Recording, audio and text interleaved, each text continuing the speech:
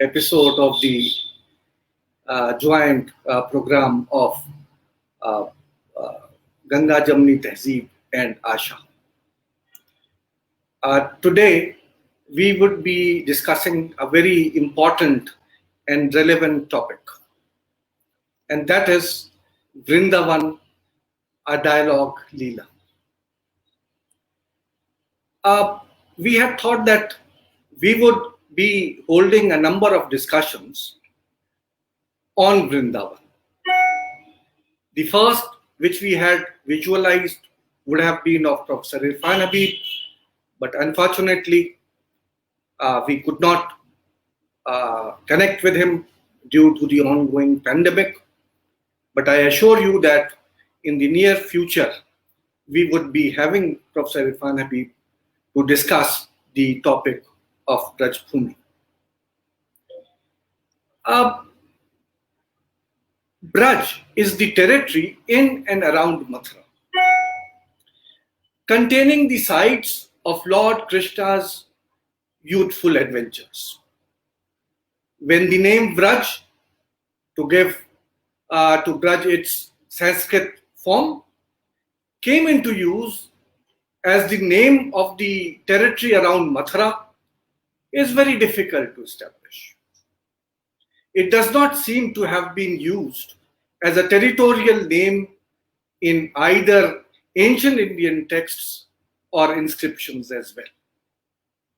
In the Vrindavan documents, the first reference which scholars like Irfan Habib have found is in a Devanagari document which is dated 1640. And it records the sale of a piece of land in Vrindavan by a group of peasants, all of whom are nomenclated as, called as Biraj Basi, the inhabitants of Biraj.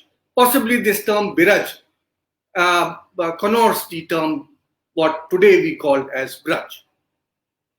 In Persian documents, the name Braj Bhum or Braj land makes its appearance only from 1704 onwards.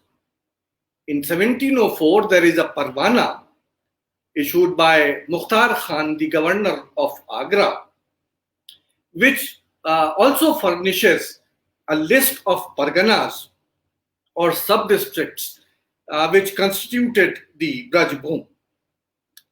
In fact, Irfan Habib says that there are among these, territories which are mentioned there, the parganas which are mentioned there are 13 on the right bank of the river Yamuna and 5 on the left.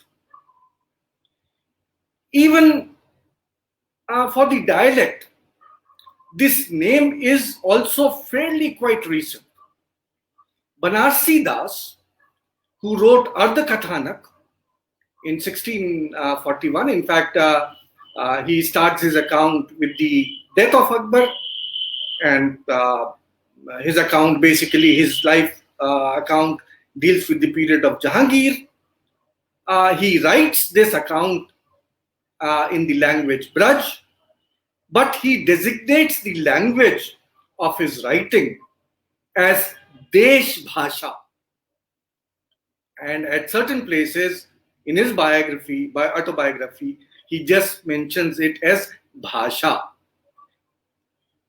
The Tuhfatul Hind, written in the late years of Aurangzeb's reign, there it simply used the term Bhaka, Kha being the usual transcription in Persian for the hard Devanagari Sha. So for Bhasha, they write as Bhaka. Again, the Braj Bhaka is not used, the term Bhaka is used.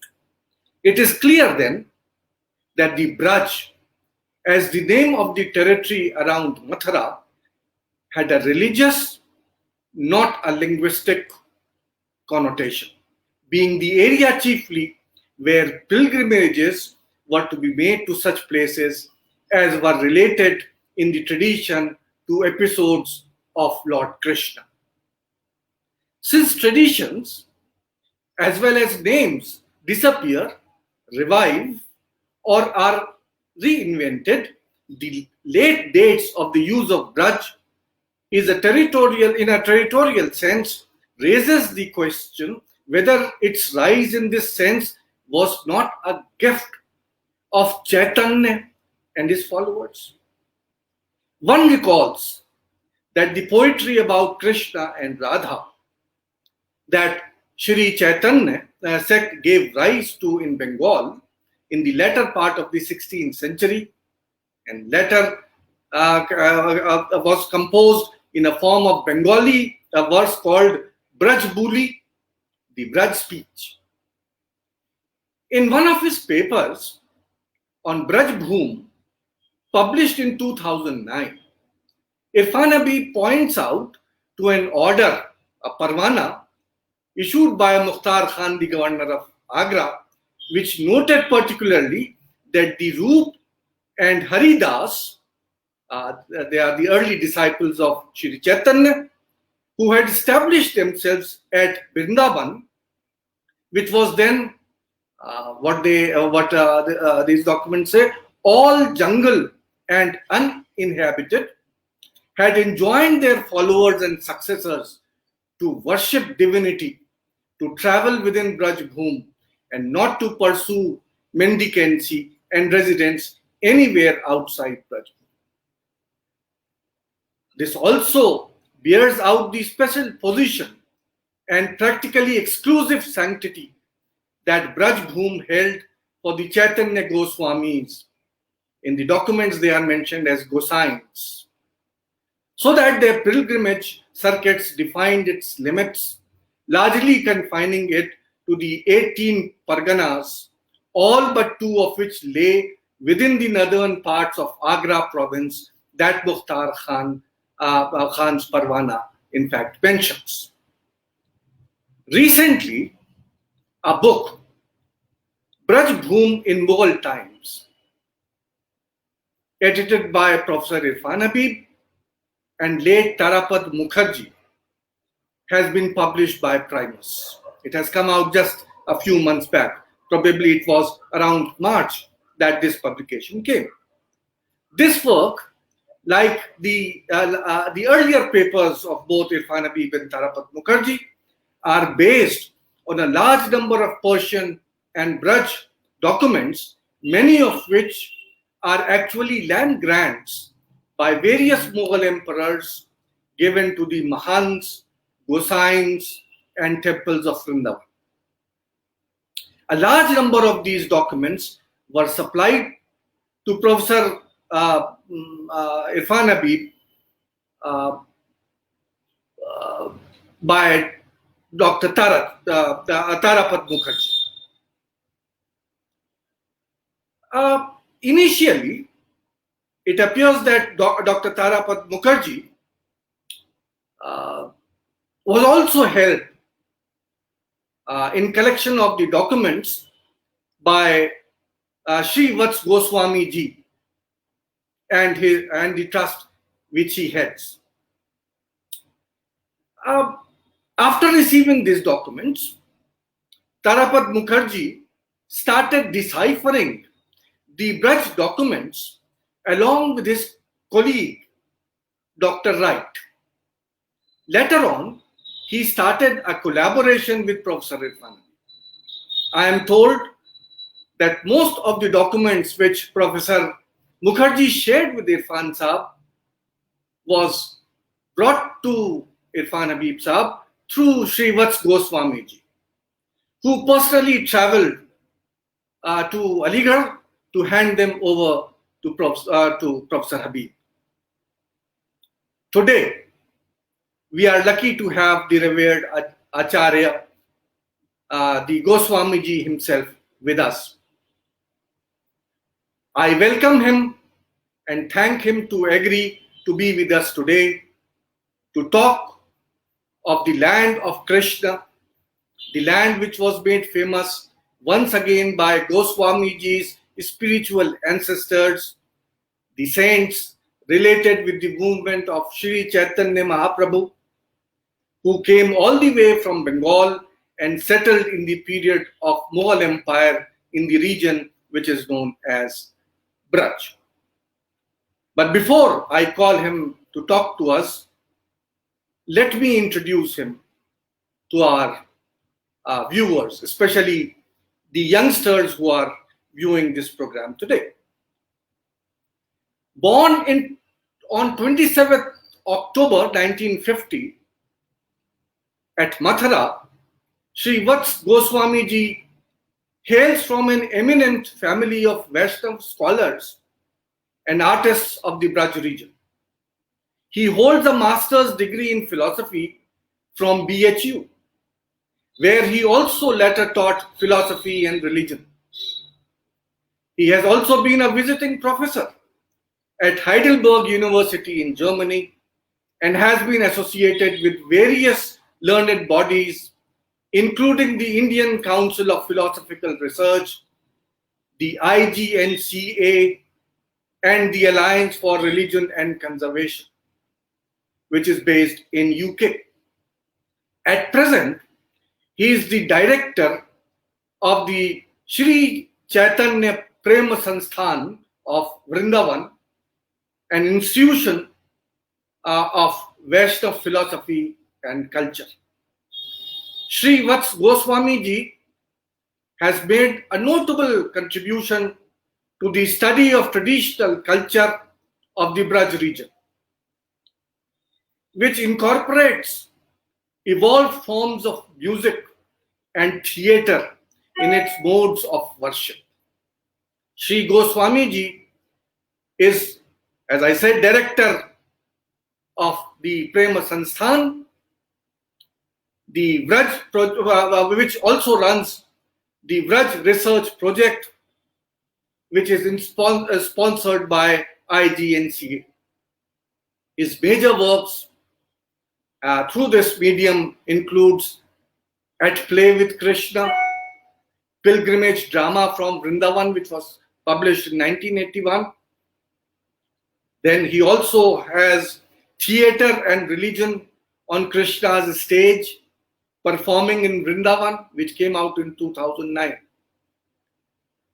He also has published a number of papers. Among his books on contemporary religious practices, one may recall Hare Krishna, 5 Distinguished Scholars of the Krishna Movement in the West, which was published in 1983. Another is Seeing Krishna, the Religious World of a Brahmin Family in Vrindavan, which came out in 2000 itself. He has also organized a large number of festivals of music and theatre, a number of workshops, seminars on music, religion, philosophy. He has sponsored a lot of activities related with the Braj region.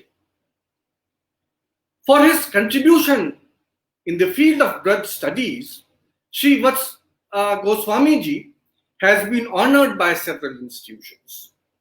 He is a recipient of Kala Bhushan, which was conferred by the Dr. B.R. Ambedkar University, Agra in 2007.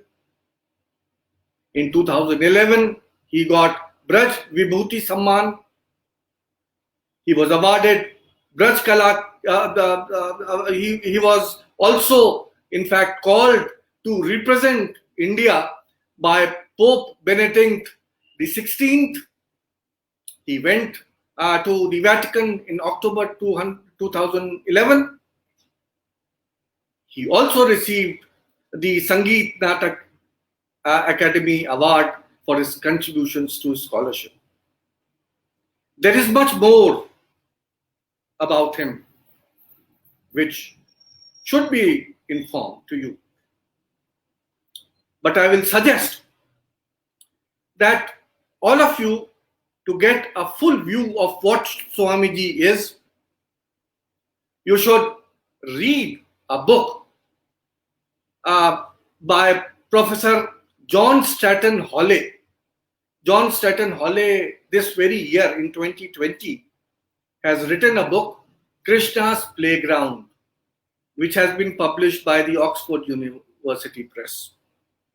And a whole chapter of that book is devoted to the life of Swamiji. Very recently, this very year 2020, Goswamiji has written a 3-part article which is published online in a portal known as Vrindavan Today. It is entitled Braj What? The first part was published in July 2020, and probably the last part was published in the earlier this October itself. The first part of the article deals with the traditional, information about Sri Krishna and the Braj region. The second part of this article deals with the resurrection of the Holy Land during the period of Sri Chaitanya and the Mughals. And the third part, which, as I said, has been published very recently, deals with Braj region as it exists today. Sir, I would humbly request you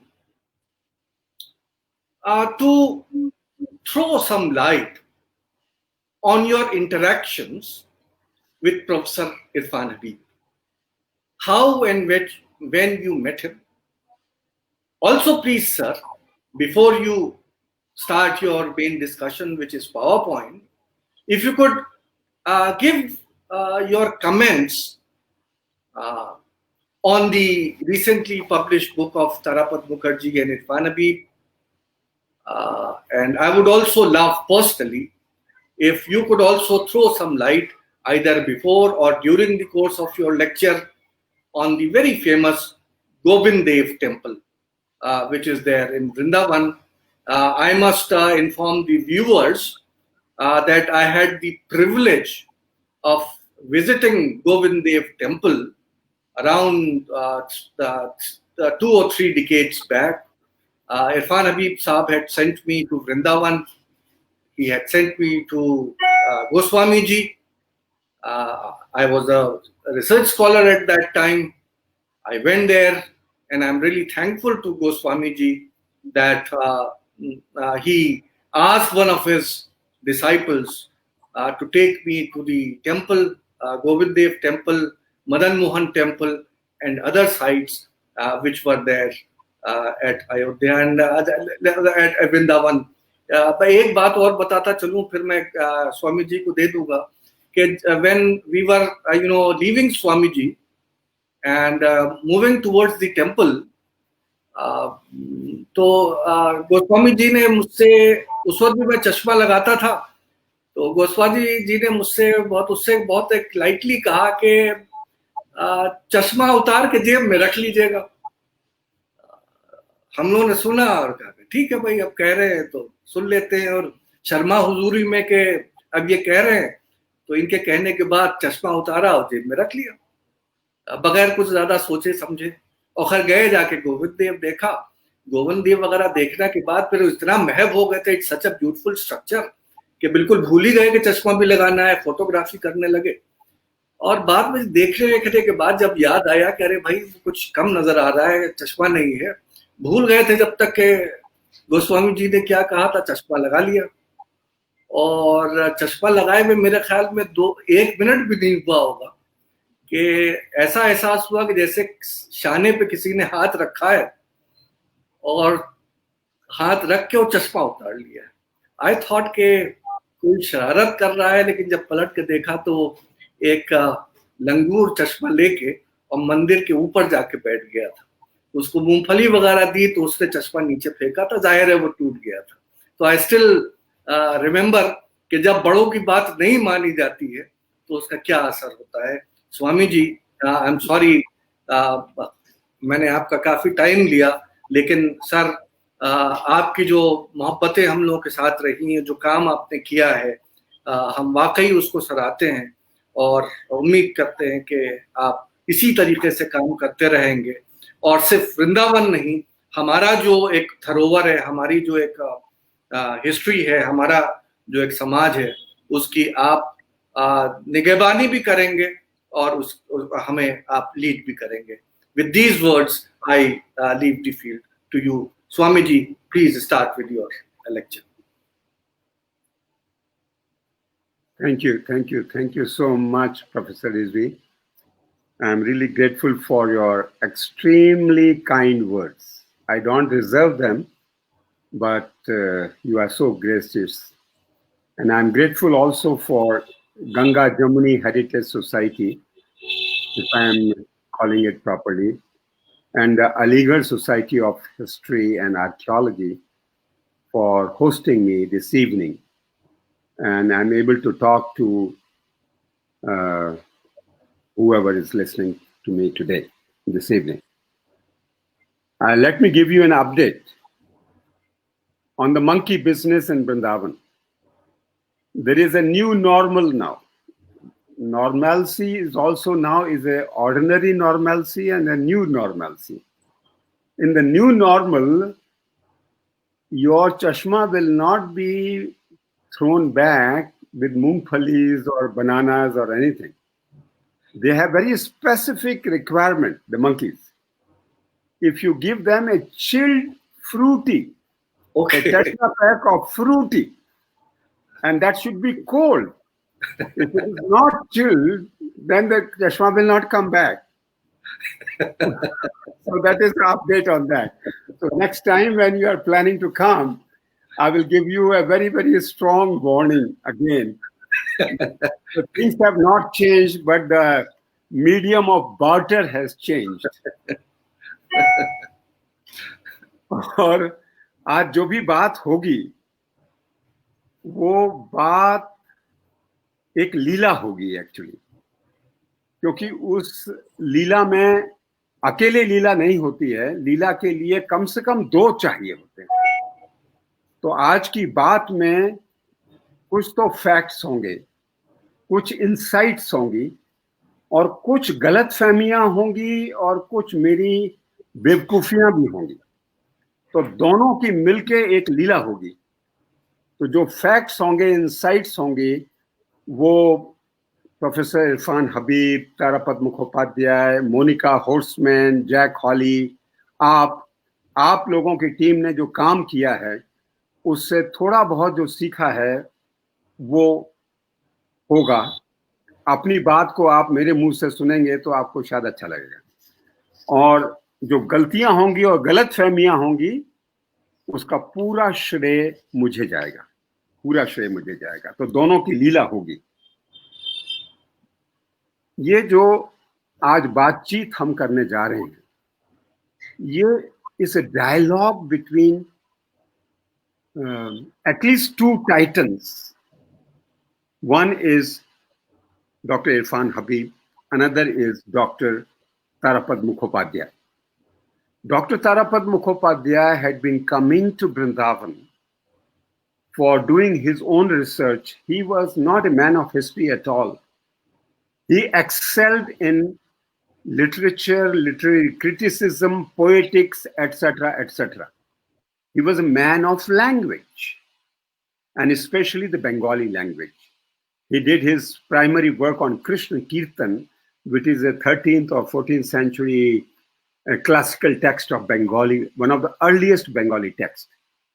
Anyway, and he was professor at SOAS, School of Oriental and African Studies, and I used to visit him, and when he used to come and work in Vrindavan at the Vrindavan Research Institute regarding his Bengali manuscripts, he prepared a beautiful catalog of Bengali manuscripts in Vrindavan. It's a very rare catalog, wonderful catalog. So he used to quite often also stay with me during those visits, he and Professor Wright. And I also used to reciprocate the visits to London. In one of the visits, Dr. Tapan Rai Chaudhary and Tarapat Mukhopadhyay and myself, right? We were just sitting, and I had a bunch of copies of the documents which people were sifting, and there were a lot of documents in Persian. So there was a kind of situation that Dr. Wright was very good in Sanskrit deciphering. Tarapad was good in Bengali documents. There were two arenas where two experts were required, one for the Persian bundle and another for the Rajasthani documents.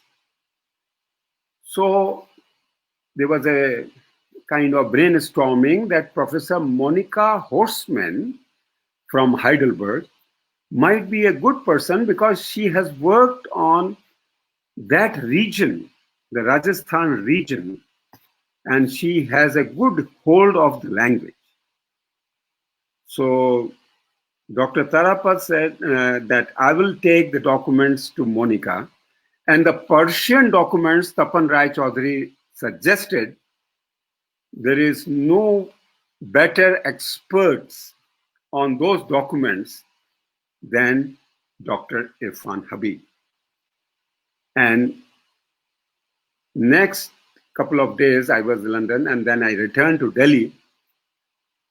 I went straight to ICHR office, which Dr. Irfan Habib was the chairman. So I handed over the documents not in Aligarh, but in Delhi, in his office, chairman's office in ICHR. So I had a bag, a shoulder bag, and I had a packet of photographs of the documents, and I presented it to Dr. Irfan Habib. This was my first meeting with him. He very cordially welcomed me, such a junior person, way back. And so he asked me, "What is this?" I said, "I have been asked by Dr. Chaudhary and Mukherjee to deliver it to you." But he said, "What is it?" I said, "Sir, these are some religious and temple documents." So literally with his two fingers, he pushed the packet back to me on the table. And he said, "Religion is not part of history. It doesn't make history." So I immediately took the packet back, and we had a little interaction, and he grabbed the packet back from me and he said, please leave it with me, and I will contact Mukhopadhyay and Tapan Rai Chaudhary.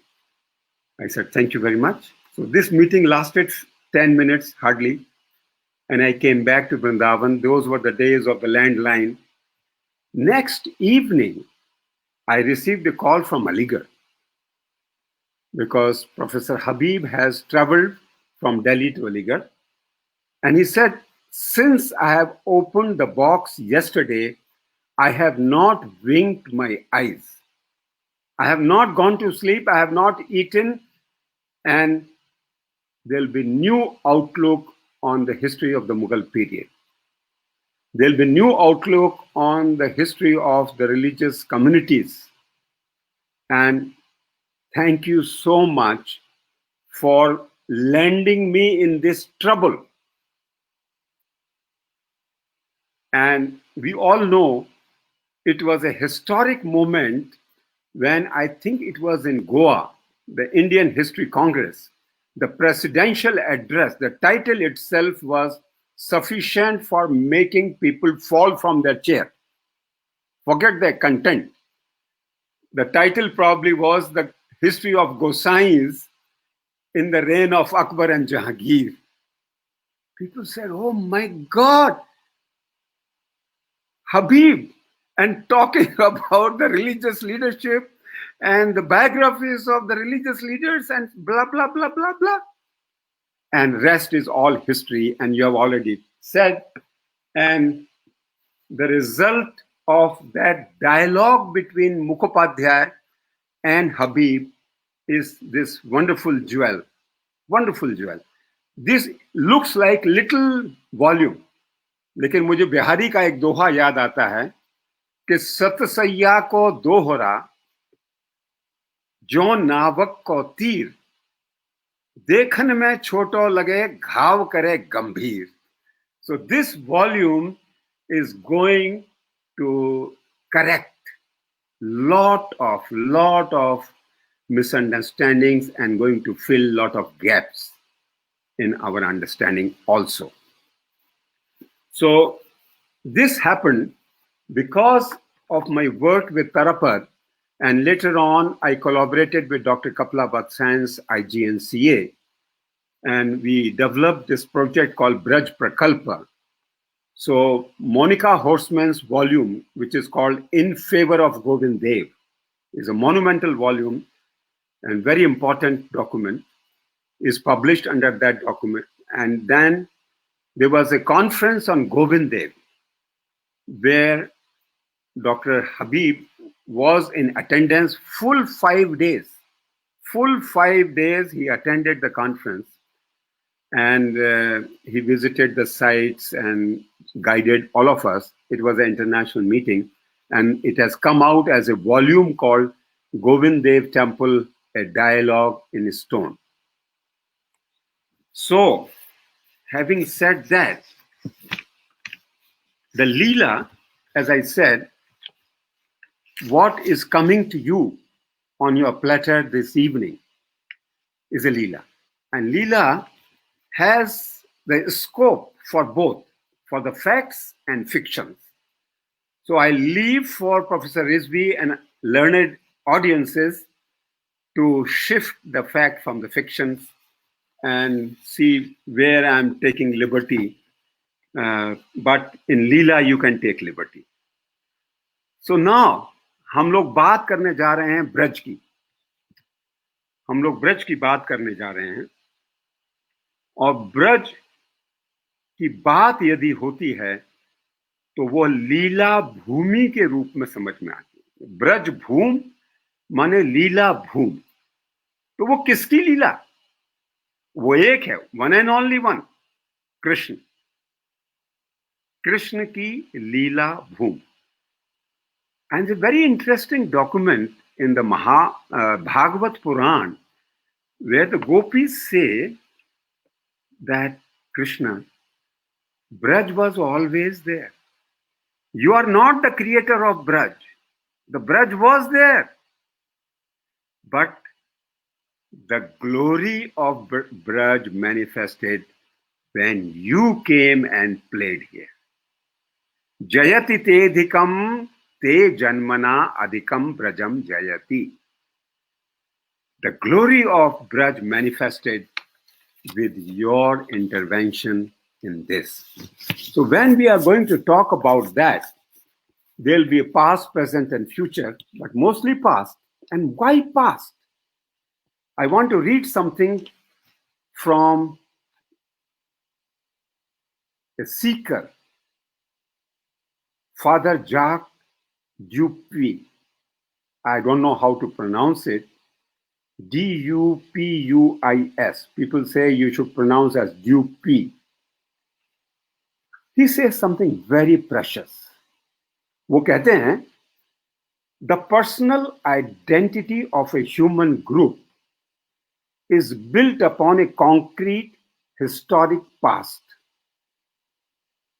that in any case cannot be annulled,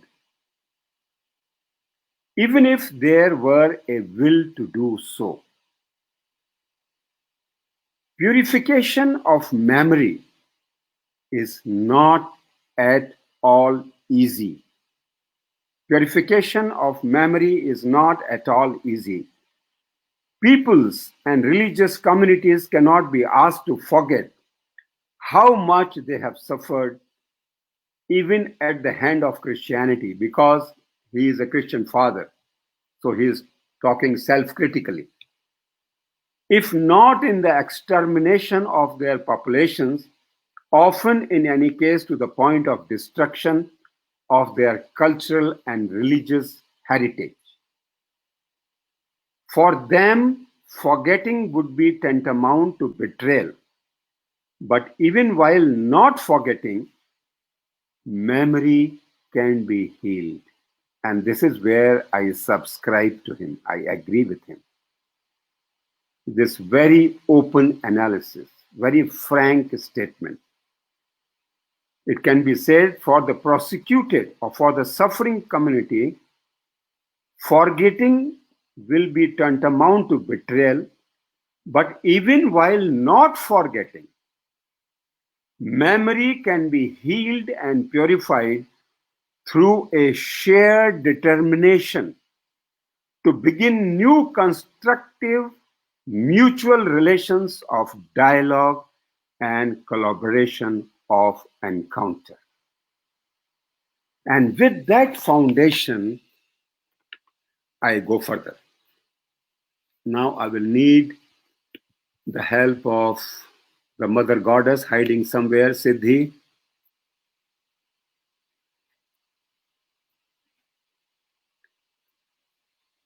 Can you all see this? How do I get a feedback? Yes, sir, we are able to see it. Okay, you can see the screen. Yes, yes. तो आज की बात शुरू होती है एक music से, और वो बंसी बजाने वाला कोई ब्रजवासी है। बंसी काहन अचरज बजाई, इस बंसी दा लंबा लेखा, जिसने ढूंढा तिसने देखा, बंसी सब कोई सुने सुनावे, अर्थ इसदा कोई बिरला पावे। तो यह जो ब्रज में कृष्ण की लीला हुई, क्योंकि कृष्ण और ब्रज को हम अलग करके कभी नहीं देख सकते, तो अर्थ इसदा कोई बिरला पावे, ये बंशी बजाने का मतलब क्या था? तो बुल्ले शाह उन बिरलों में से एक हैं जिन्होंने न केवल कृष्ण की बंसी को सुना, बल्कि उसका अर्थ भी पाया और समझाया। अर्थ पाया और अर्थ खोला। तो कृष्ण की बंसी बजी और खूब बजी, किंतु बजाने के पहले, वो अपनी रास लीला करने के पहले उनको तैयारी भी उतनी ही करनी पड़ी, और वो तैयारी भी बड़ी अचरज भरी थी। अगर कृष्ण को हम, जो कृष्ण के अनुयायी मानते हैं कि वो स्वयं भगवान थे और वो भगवान होके और ये पृथ्वी पर उतरे थे, he has incarnated here, तो वो किस लिए? वो इसलिए कि जो नेचर था, the mother nature, it was suffering, it was exploited and it was sick. So with his leelas, which you can see, these are 5 elements: the earth, water, fire, air and space. The leelas which purified all these 5 elements of the mother nature. And then through his service and dalliance with nature, he restored the environmental ecology and also established the ecology for respect for women, And for that, he focused upon the individual's ecology, on the lifestyle issues of an individual, then how the social structure should be healthy. And we all forget his social scheme of sharing when he says that the social division or social structure should not be on the basis of birth. ये जाति की बात नहीं है, ये कर्म की बात है. The social division should be on the basis of what you do. It should be a professional division. तो महाभारत में कृष्ण का एक नाम है संस्कृति. अर्थात जो स्वयं पालन करके आचरण करके सिखाता है और वह एक दृष्टि देता है। तो कृष्ण ने क्या किया?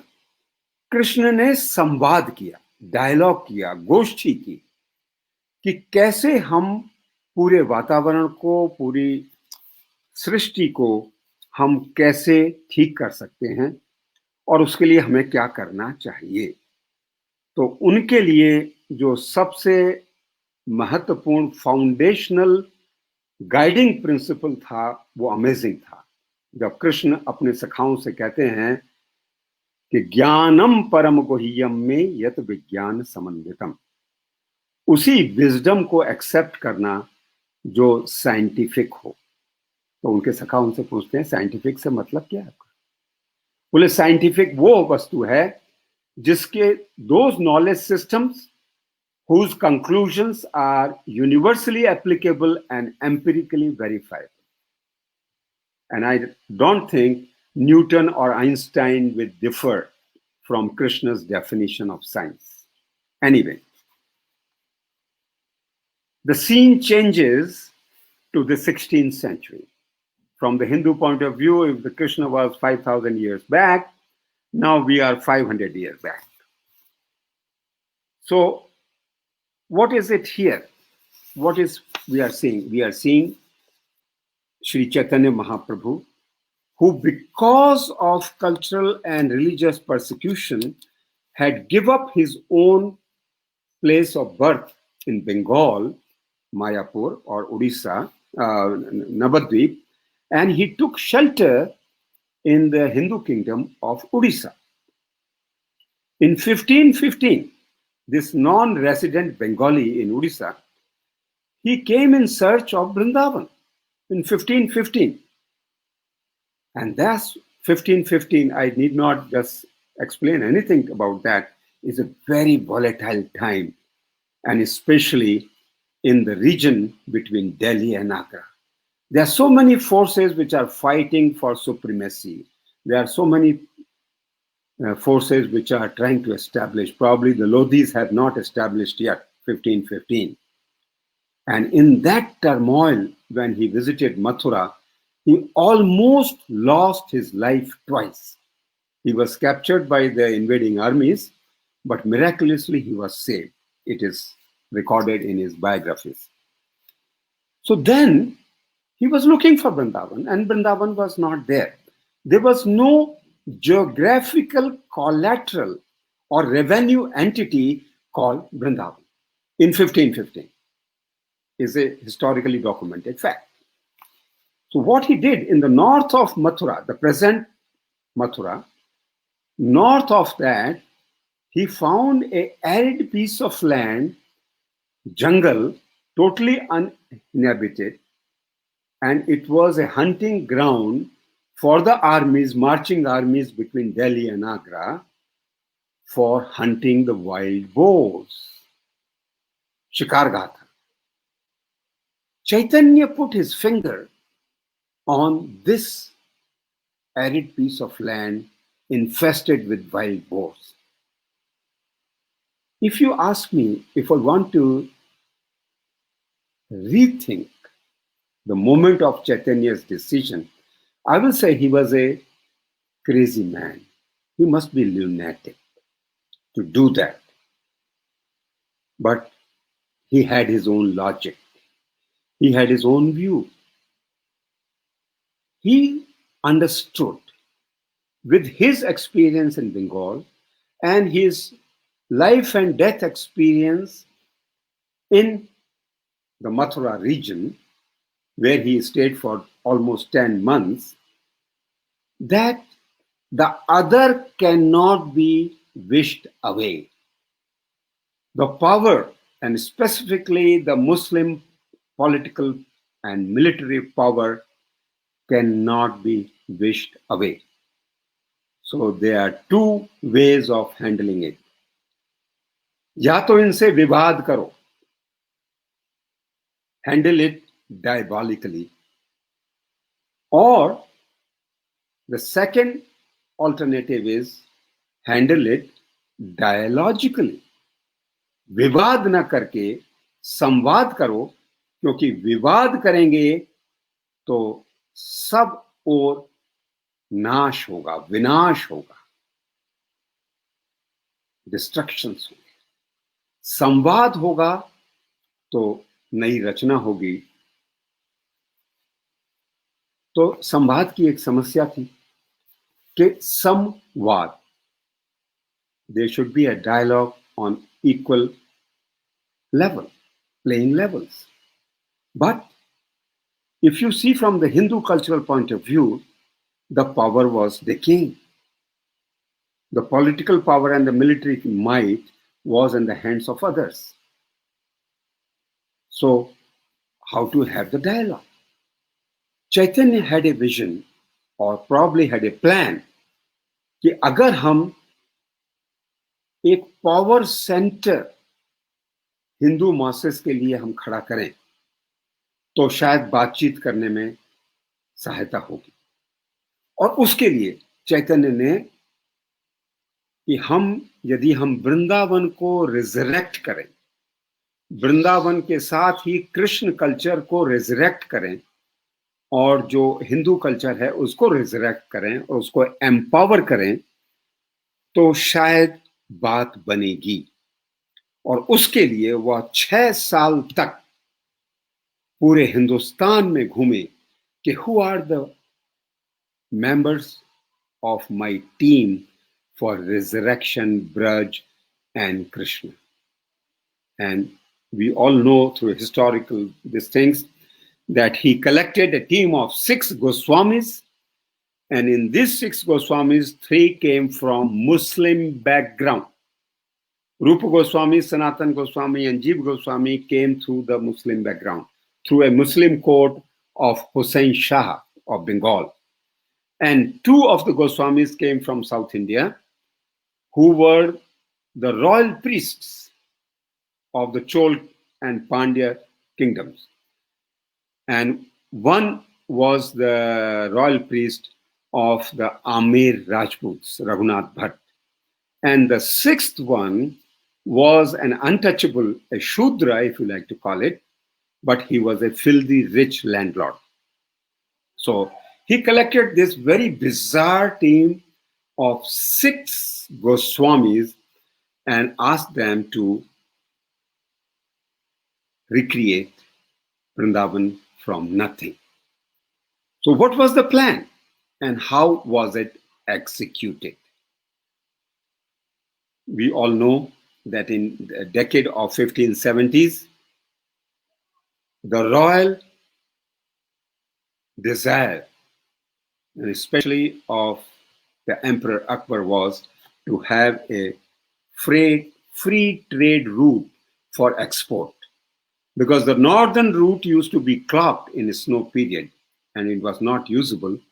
So for the flourishing empire, Mughal Empire, we needed free trade corridor till Surat and other ports.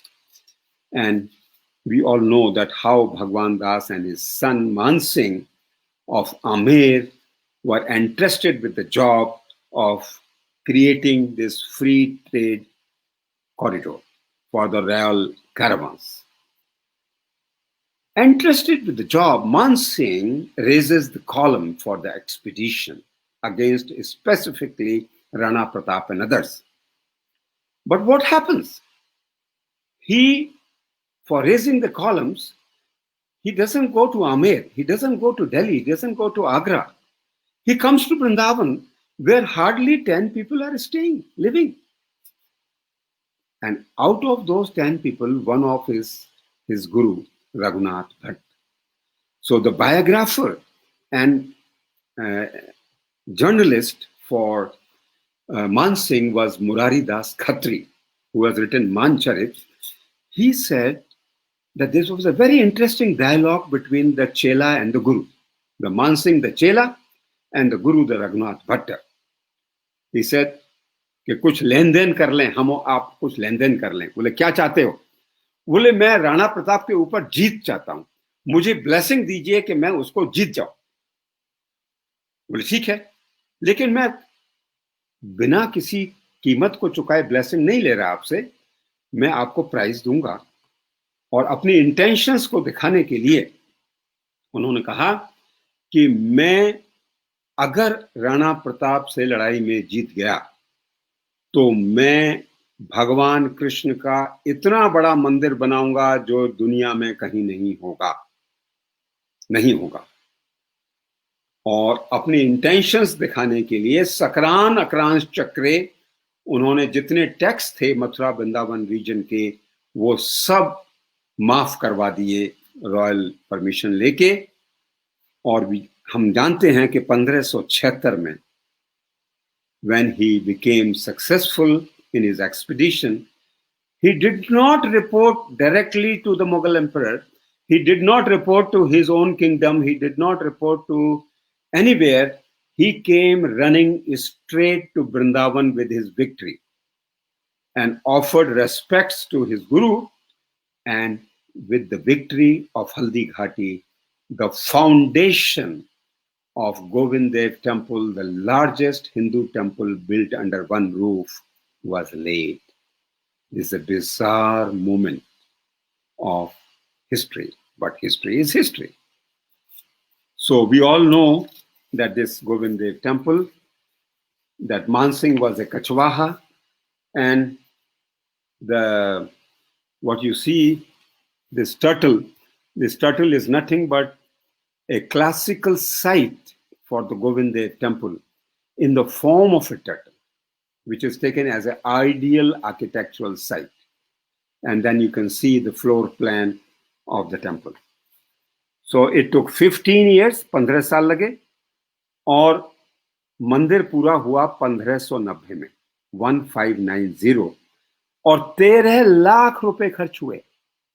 कोई मामूली रकम नहीं है, मामूली रकम नहीं है। और यह एडिफिस आके खड़ा हुआ, which is only a part of the Edifice. ये मंदिर एस्टैब्लिश हो गया।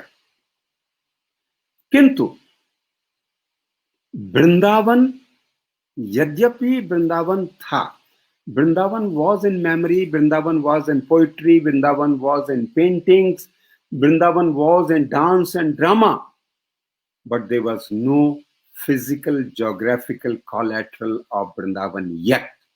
Yet in 1590 there was no Vrindavan Basati. So Vrindavan was there, but Vrindavan was still to come. It was not there yet. तब फिर dialogue का काम शुरू होता है।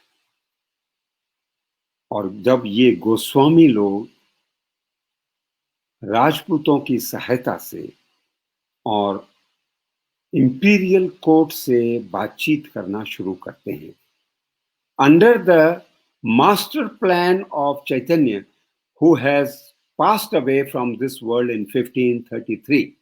1533 had left, but he has given the blueprint that what is to be done.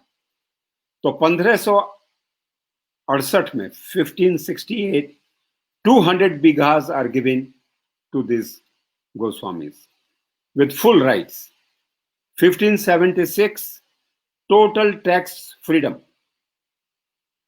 And then 1598, with this imperial farman, 3 Maujas, Mauja of Dusayaj, Rajpur, and Dholera, are created as Vrindavan Township, independent Vrindavan Township, Devala Govind Rai Dashta. So Govind Dev was the beneficiary, Govind Rai, and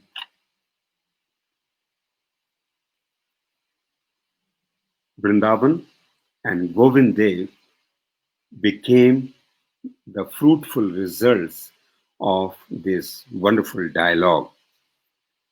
This dialogue, ये 2 तरह का था. It was happening on 2 levels. One was of religious dialogue, and another dimension of this dialogue was political. So the religious dialogue was between Govind Goswamis and Akbar, and the political dialogue was between the Rajputs and the Mughals.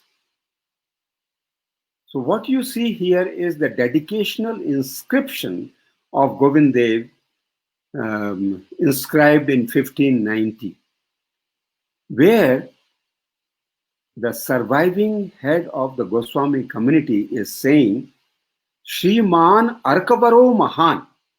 It is not Vincent Smith who called Akbar the Great. It was a Hindu theologian, a saint, and a priest, and my ancestor Goswami, Jiva Goswami, who gave this title of great to Akbar. Why is he a great? Because Swam Swam Dharmai Uchair Bhajan. In his kingdom, everybody is free to practice their own faith openly. तो एक धार्मिक था, मतलब हिंदू और मुसलमान संस्कृति के बीच में, हिंदू और इस्लामिक धर्म के बीच में बातचीत हो रही थी, और दूसरा इसका तरीका था राजनीतिक, जहां पर Mughal power was interacting with the Rajput natives. इस संवाद में तीन पक्ष थे. There were three parties. It was a tripartite dialogue, Leela. So all these three, they were passionate about power. They were all three of them, the Goswamis, the Akbar, and the Rajputs. They were all passionate about power, but power of their own choice. The Goswamis were passionate about religious power and spiritual power. Mughals and Rajputs with their own version of power, which is the earthly power, the money power, the sword power, the political power, etc., etc. So passionately seeking power. Second, they all understood dialogue. They understood the significance of dialogue. Goswamis, Mughals, and Rajputs. They were all dialogically oriented people. And then they will not succumb to the pressure of the dispute. Rather, they will like to reconcile. All three of them. All three of them. So then what happened?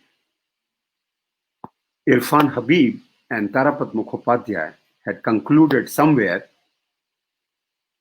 that when in 1590 the Govind Dev temple was built, the history of harmony was at its height in India. But in 1667, when the dialogue collapsed, the dialogue between the Hindu and the Muslim power, between the religious and the political power collapsed, the temple collapsed. And what you see is the demolished, half demolished, remaining ruins of Govind Dev. The history was also demolished with that, the history of reconciliation. So what you see, this is in the back, this chhatri. So Samvad is a very sensitive game. It's a game of sensibility or sensitivity or sensibilities, both. तो यदि हम तारीख ही यमनी की बात करें तो अल उतबी बताते हैं कि जब नौवां आक्रमण हुआ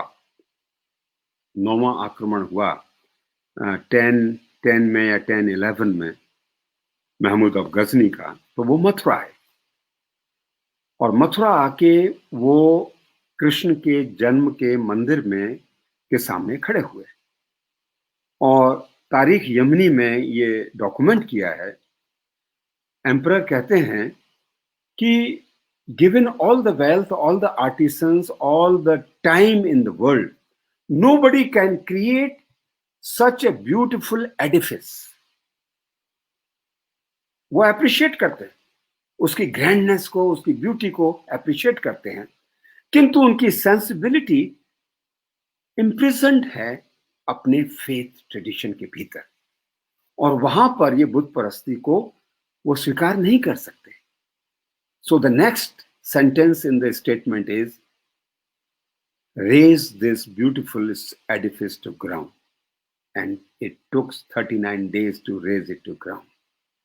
So it's one way of feeling the sensitivity with the other. So this is one dialogue, how you dialogue with the other. Second, Akbar. He's completely participating with the other. He's completely participating with the other. When this temple was being built, the temple of Govind Dev, not only the permission was granted for the use of the red royal stone, because Fatehpur Sikri was just concluded. 1576 is the completion of Fatehpur Sikri. And this red sandstone was used only in the royal buildings. So the stone was supplied at the cost of the royal exchequer. So that way it became a royal building. Govind Dev, in fact, is a Mughal royal edifice. Such kind of participation with the other, it shows a different kind of sensibility and sensitivity. But being a good Muslim, he never visited. Despite repeated petitions, and if I'm not quoting Dr. Irfan Habib wrong, Akbar never visited Vrindavan. Although in the popular history of Vrindavan, Akbar came here many times. But historically, he never came. So this is a very interesting dialogue of sensitivity within a person. He goes out of the way to support Govind Dev, but at the same time, he maintains respect to his own faith and doesn't enter a Buddhist situation. But there is Jahangir. He comes here, he visits the temple, and he documents in his biography, and he says that I am very sad and depressed that the edifice, beautiful edifice and structure which our Buzurg have contributed in construction and this and that, it has become a home for bats. ये चिमगादड़ यहाँ लटक रही हैं और बदबू आ रही है. तो ये भी है, जहांगीर की बात है. फिर शाहजहां आते हैं. शाहजहां परवाह नहीं करते, और वो जितने भी टैक्स हॉलिडेज थे जो भी मुगल अकबर जहांगीर से मिले थे, उन सब टैक्स हॉलिडेज को शाहजहां अनल कर देते हैं, खत्म कर देते हैं. और जब गद्दी पे बैठते हैं तो वो एक फरमान निकालते हैं कि भाई हमारे गद्दी पे बैठने, गद्दी नशीनी की खुशी में, और जो भी अंडर कंस्ट्रक्शन हिंदू एडिफिसेस हैं वो सब डिमोलिश कर दिए जाए. तो वो भी एक डायलॉग का एक रूप था, एक सेंसिटिविटी थी उनकी. फिर उनके बेटे औरंगजेब आते हैं. वो तो अगर किसी भी हिंदू से पूछो तो उससे बड़ा तो डार्क हॉर्स कोई है ही नहीं. किंतु हिस्ट्री क्या कहती है, वो फिर कर की माफी करते हैं, टैक्स माफी करते हैं. यद्यपि मथुरा और बनारस के मंदिरों का ट्रांसफॉर्मेशन होता है, मंदिरों के स्थान पे मॉस्क बनते हैं. अभी कुछ हिस्टोरियंस कहते हैं कि गोविंद देव जी को आधा डिमोलिश किया, आधा डिमोलिश नहीं किया औरंगजेब ने. इसके बारे में अभी भी कुछ डिबेट है. किंतु मैं ये सोचता हूं कि जो शिवाजी की घटना हुई और शिवाजी जिस प्रकार से रॉयल कस्टडी से मुगलों की कस्टडी से राजपूतों के द्वारा रिलीज कर दिए गए। कुछ कॉन्स्पिरेसी तो उसमें हुई। तो अपना डिस्प्लेजर दिखाने के लिए मैं इसको एक कहता हूं, the destruction of Govind Dev temple, the half destruction is like operation blue star of the Harmandir Sahib in Amritsar. When you disrespect the imperial will, you will be punished. You cannot take panga with the royal wish and royal will. तो वो एक राजपूतों को message जाना था कि तुमने मेरी आज्ञा के खिलाफ शिवाजी को रिलीज किया है। और यह गोविंद देव मंदिर में शिवाजी ने शेल्टर लिया था, मथुरा में शेल्टर लिया था, बनारस में शेल्टर लिया था, और जहां जहां शेल्टर लिया वहां वहां औरंगजेब का गुस्सा फूटा है। किंतु इरफान हबीब साहब ने एक बहुत इंपॉर्टेंट डॉक्यूमेंट पब्लिश किया था, बहुत कम लोगों को उसके बारे में जानकारी है, कि चित्रकूट में अपनी डेथ के कुछ ही साल पहले औरंगजेब ने एक राम मंदिर भी बनवाया था। राम मंदिर भी बनवाया। और उसी तरह से जो सेंसिटिविटी की बात है, मिड 19th सेंचुरी में अकबर कह रहा हूं, अंग्रेजों के राज्य के समय में जब 1857 की पहली क्रांति असफल हो गई, तो एक बहुत कैपेबल ऑफिसर जो धर्म से रोमन कैथोलिक था, आयरिश था, उसको यहां पर डिस्ट्रिक्ट कलेक्टर बना के भेजा गया। Young man, bright young man. और उसने मथुरा में आके और मथुरा को रीऑर्गेनाइज कर दिया, यहाँ की सड़कें बनवा दी, नहरें बना दी, यहाँ का म्यूजियम बना दिया, यहाँ का क्या नहीं किया उसने। फिर उसने जो इंपॉर्टेंट काम किया वो यह था कि जो भी मुगल इन्वेजन के समय यहाँ के जो मंदिरों का तोड़फोड़ का काम हुआ था, उसको देख के ग्राउस दुखी हुआ। उन्होंने कहा कि ये खूबसूरत आर्किटेक्चर हैं, यूनिक हैं, और इनको रिस्टोर करना चाहिए। तो जो आप अभी बीच में छतरी देख रहे हैं, यहां पर गोविंद देव मंदिर का गर्भगृह हुआ करता था, जो टोटली डिस्ट्रॉय कर दिया गया। तो ये जो सीमेंट की दीवार दिख रहे हैं, ये ग्राउस ने बनवाई, और ये छतरी जो बगीचे में थी उसको डिसमेंटल करके यहां पर लगाया। और वो डॉक्यूमेंट करता है कि किसी समय में गोविंद देव जी की मूर्ति यहां पर रहती होगी, इसलिए ये सेक्रेड स्पॉट अनकवर्ड नहीं रहना चाहिए, और उस छतरी को उठा के उन्होंने यहां रखा। आर्किटेक्चरल रेस्टोरेशन में ये एथिकल था कि नहीं था, वो that is another matter, but is a question of sensitivity. So a pious Roman Catholic is sensitive about the phenomena of the Hindus. किंतु संवाद एक खतरनाक खेल है। Dialogue is either useless activity or is a dangerous activity. Useless why? क्योंकि Henry Kissinger की एक बात याद आती है मुझको। वो हमेशा जीवन में डायलॉग करते रहे, किंतु वो कहते क्या थे? वो कहते थे dialogue is a fruitless exercise. Why? अगर आप कमजोर हैं तो आपको बातचीत की टेबल से क्या मिलेगा? आपको क्या कोई दे देगा? और यदि आप मजबूत हैं, ताकतवर हैं, तो आपको डायलॉग करने की जरूरत क्या है? तो वेस्टेज ऑफ टाइम है।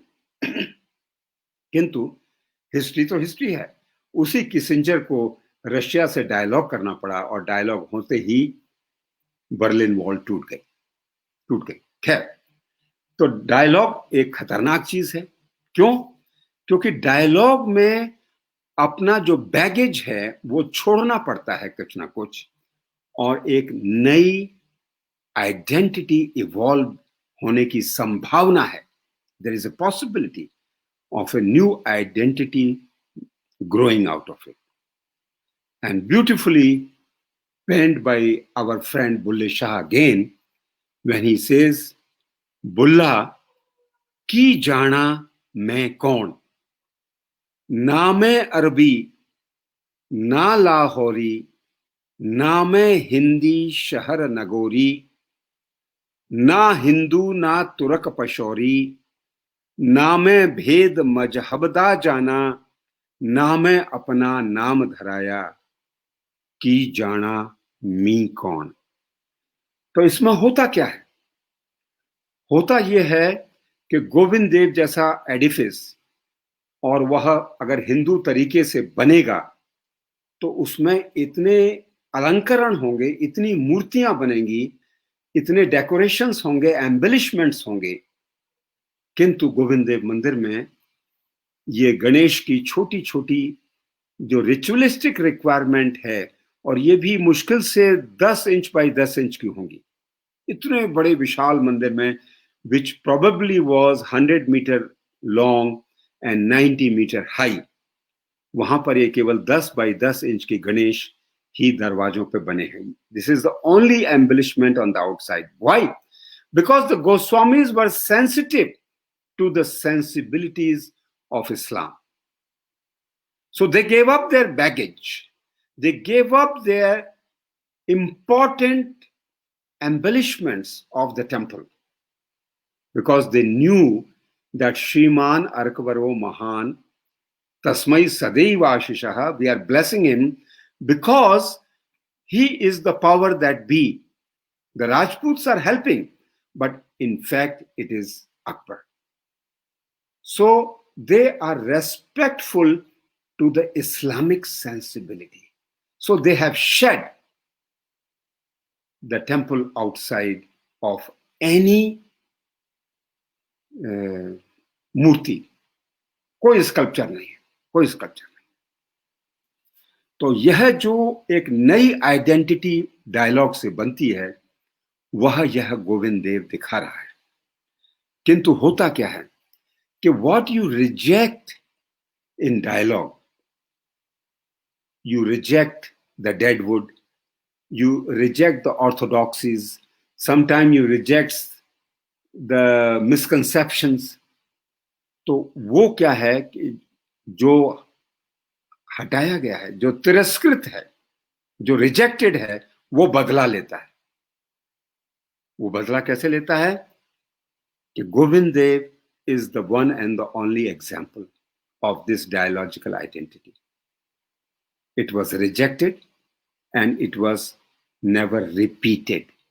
Even by the same builder Mansingh, when 15 years later he built a temple in Amer, he went back to the orthodox construction of Hindu temple in 1605. And the same way, on the part of Akbar, if you see, Deen-e-Ilahi was a dialogical understanding of his spirituality and religiosity, and that was also rejected by his descendants and his followers. So Govind Dev, so plain, it is unimaginable for a Hindu grand cathedral, if you like to call it, to be like this, so bland, so undecorated. But the decoration is of the spirit. And when the Hindu and the Muslim traditions have a dalliance, in that dalliance, the baby like Govind Dev is born. And this was not merely a political dialogue, nor was it a religious dialogue. It was a dialogue of architectural beauties. This is the inside of the first chamber, the audience chamber of the Nat Mandapa of Govind Dev, existing today. तो ये एक संवाद है, स्थापत्य शैलियों का संवाद है, जिसमें पर्शिया से लेके और सौराष्ट्र तक, दक्षिण भारत तक, सब शैलियां आपस में मिल जाती हैं. आप आर्चेस देखिए, आप जो ऑफसेट आर्चेस हैं वो देखिए, गेटवेज देखिए, कई शैलियां इसमें ऑर्गेनिकली इंटीग्रेटेड हैं. organically integrated हैं, and they are dialoguing with each other. When you look at this, is the main ceiling of the Nat Mandapa, which you just saw. In the middle is this ceiling, and this ceiling goes minimum 40 feet by 40 feet, which is unimaginable for a Hindu temple, because architecturally, before Govind Dev, the temples were built on offset arches, which was just the strength and length of a lintel stone. But the technology of this dissecting arches gave a larger space for the Hindu temples. So we can say, in this dialogue, the heart of the Hindu temple enlarged. And we have to acknowledge something very interesting, that it was built on some astrological and astronomical principles as well, because this temple is religiously a celebration of Ras Leela, which happens in the autumn full moon night, Kartik की पूर्णिमा. उस दिन रास होता है और राधा और कृष्ण इस मंदिर में आके उस दिन विराजते हैं, ऐसा ट्रेडिशनल तरीका है. और उस दिन क्या होता है कि इस मंदिर में when the moon rises, this temple is facing east, when the moon rises, the first ray of the moon goes inside the temple in the sanctum sanctorum, goes into the sanctum sanctorum. It is built on that astrological principle. So it was a requirement of a larger space for Ras dance. And this Samvad is not merely a necessity, but it is something very interesting. It is also governed by our aesthetics, because this is an offering of a king or a devotee to its Lord, and the Lord is the beloved. So what do you offer to your beloved? You offer the best, you offer the most fashionable. So in 1576, when this temple is about to begin, Fatehpur Sikri is just concluding. So the architecture of Fatehpur Sikri, which is the in thing on the northern Indian architectural tradition, stock and barrel, the artisans and the ateliers from Fatehpur Sikri are shifted to Vrindavan for creating. And you see a very interesting side chapel called the Chapel of Brinda Devi, which is celebrating the goddess Brinda. And then, as I said, it is an act of pleasing the beloved through music. You see Pandit Jasraj singing, you see Padmashri Geeta Chandran dancing, offering musical offerings to the Lord. And then you see how in Vrindavan the Lord is seated in beautiful Singhasan and Jhula, etc. But again, all these offerings are dialogical offerings, interreligious offerings. If the Muslim artisans are not preparing these beautiful thrones and beautiful swings, and if they are not preparing these beautiful jewelries, then Krishna in Vrindavan will be undecorated, undressed, nange vange rahenge. So it is, the whole thing even today is dialogical. All the cattle trade in Vrindavan, all the cows in the temples and ashrams come from the Muslim cattle traders. If they do not bring cows to Vrindavan, there will be no cows in Vrindavan. So this beautiful interaction, dialogical interaction. And then we have something called Sanji, which is a dialogue between the traditional Vedic sand paintings and the Buddhist Kala Chakra, etc., etc., etc. Very intricate designs, and just to get you a glimpse. And then, there are flower houses offered to the Lord. And you can see how this Phool Bangla, ये competition कर रहे हैं किससे? फतेहपुर सीकरी की जालियों से, झरोकों से। ये सब फूल की कलियां हैं। ऐसा लग रहा है जैसे कोई जड़ाव का, जरदोजी का काम किया गया है। तो फिर कंक्लूड करने के लिए,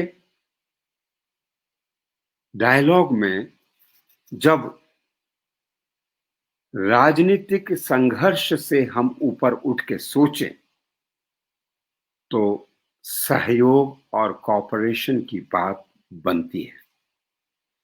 धर्म में हम रिचुअल से ऊपर उठ के सोचें तो स्पिरिचुअलिटी इमर्ज होती है, और तब यह डांस, यह रास लीला पत्थर में उतरती है, और उसके लिए योग माया की आवश्यकता होती है। This is the chamber of Yogamaya, which is a subterranean deity. You have to climb in and go two flights down to worship this Yogamaya. And Yogamaya means, Maya means power, and Yog means power of meeting. So the Ras can take place only when the goddess, which can bring the opposites together. And this is Yogamaya to me, is the goddess of dialogue. She is the dialogical power. So the architecture of Govind Dev and the building of Govind Dev is a requirement for the aesthetic, spiritual, ritualistic needs of the Hindus and Vaishnavas of Vrindavan, which is a Ras Mandala. And here you see Ras Mandala and Govind Dev temple inside. Now you see a traditional recreation of Ras Leela. And this happened again. This Ras theatre, which is a very popular living theatre of Braj, is gift of dialogue between the Goswamis, our forefathers, and the royal dancer Ballabha, who was given as a loan by imperial court to the Goswamis to choreograph the Ras Leela theatre. So, what we need, the last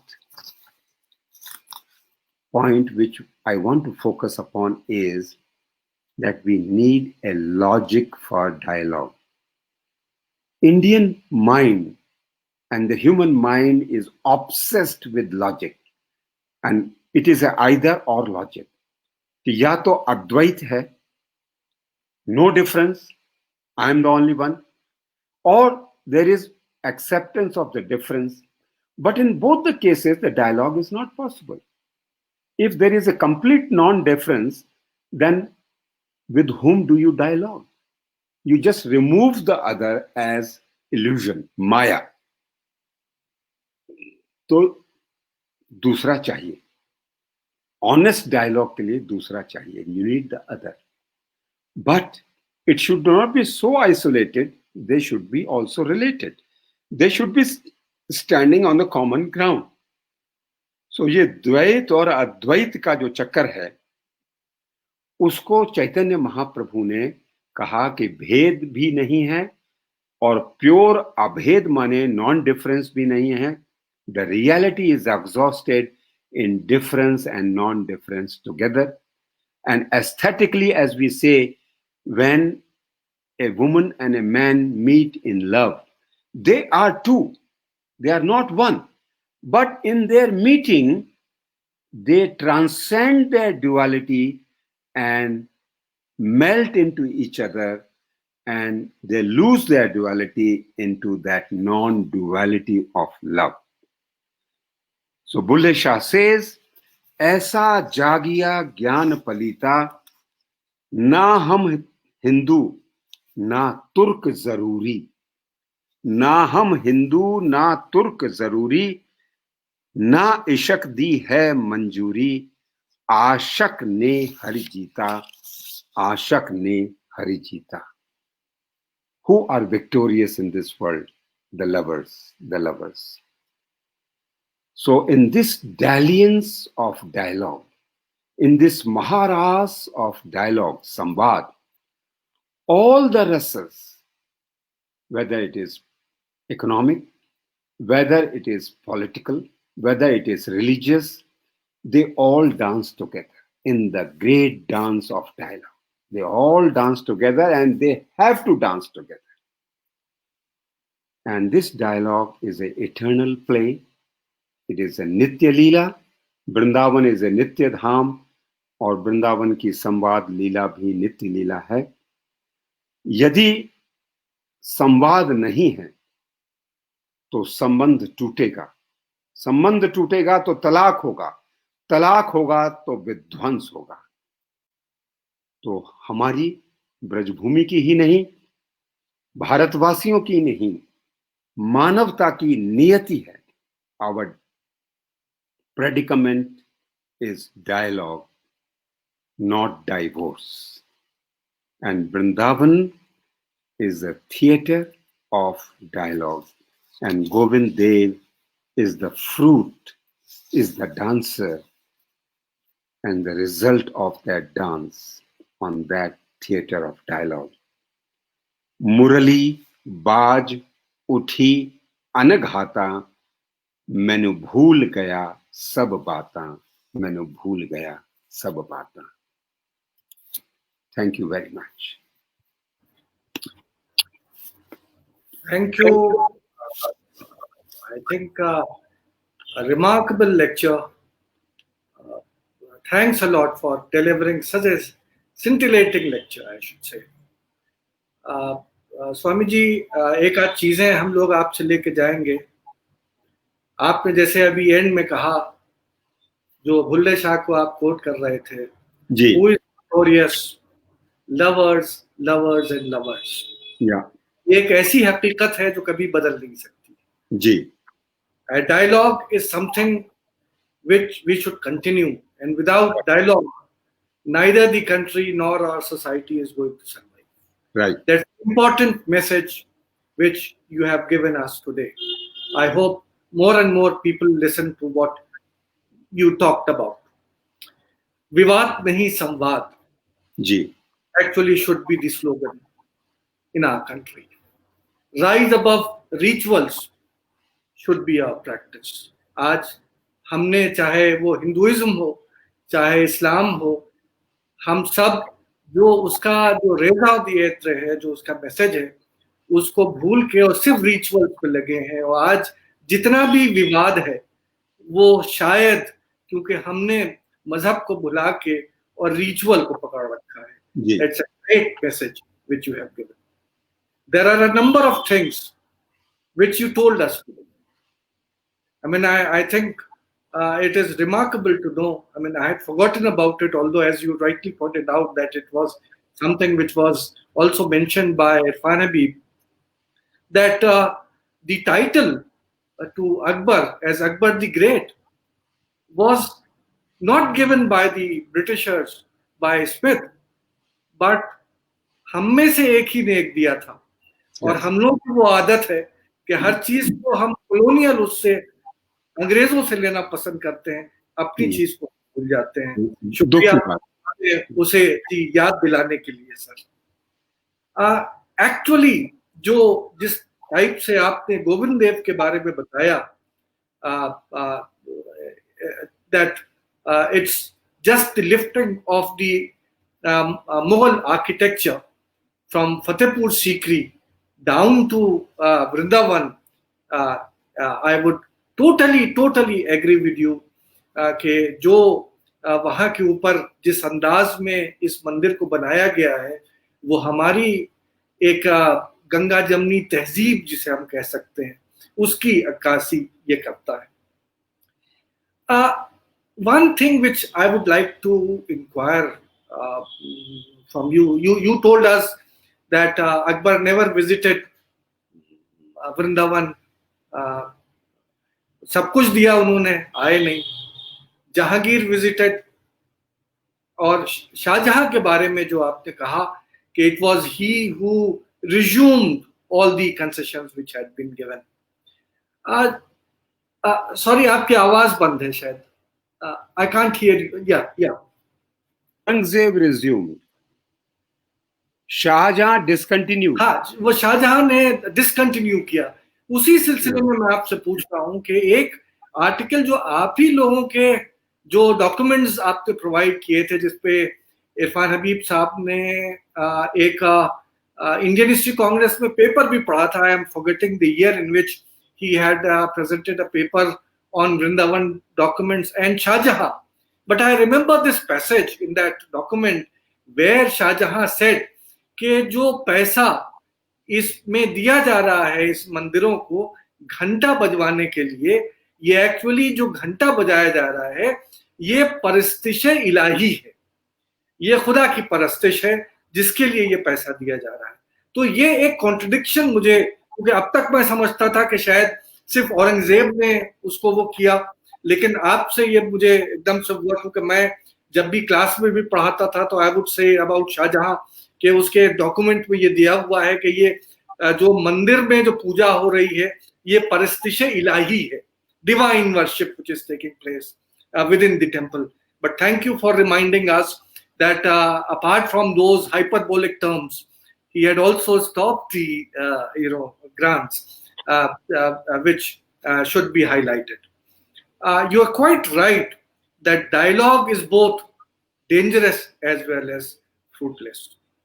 But still, I would urge the youngsters of my country today to believe more in the dialogue, because it is only through the dialogue that we can progress in life, progress in our society.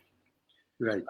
I think हालांकि आप काफी थक गए होंगे और जाहिर है कि आपने काफी एक engrossing एक लेक्चर दिया है, बट पॉसिबली अगर कोई सवाल किसी हमारे दर्शक का हो तो मैं कहूंगा कि वो उसको पुट अप करें, सो दैट स्वामी में आंसर दें। जरूर। शगुफ्ता Siddiqui.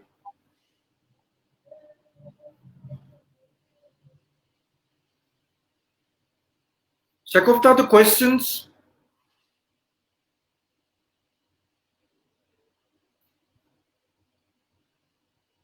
Well, there is a question before she connects. Sure. There is some Paridhi David Massey. इन्होंने एक सवाल पुट अप किया है, can some light be shed on the social and religious location of the labor involved in the making of Govind Dev temple?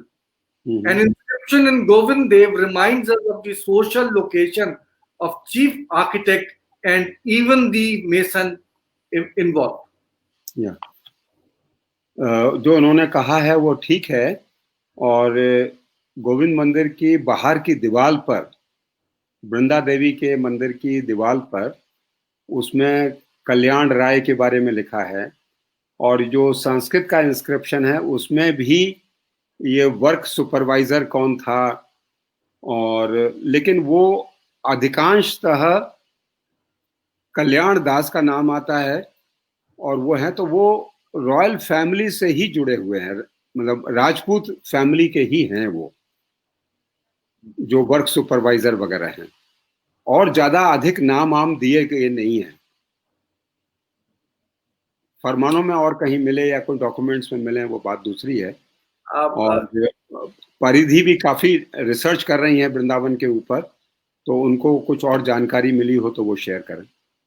मैं परिधि जी के इस पे सवाल पे एक जरा सा आपसे जोड़ना चाहूंगा कि मतलब मैंने एक जाने में प्रोजेक्ट लिया हुआ था जिस पे काम किया, जो मुगल मॉन्यूमेंट्स है खासतौर से आगरा और दिल्ली रीजन के, इनमें जो ओरिजिनल पीसेस ऑफ स्टोन हैं उन पे हर एक पे मेसन का अपना सिग्नेचर है और उनका मार्क पड़ा हुआ चिन्ह और उनकी वो, तो जो मैंने इनफैक्ट फतेहपुर सीकरी में थ्रू आउट देखा, इलाहाबाद फोर्ट में भी है, कुतुब मीनार से शुरू होकर और यहाँ तक के एंशिएंट पीरियड में तो था ही।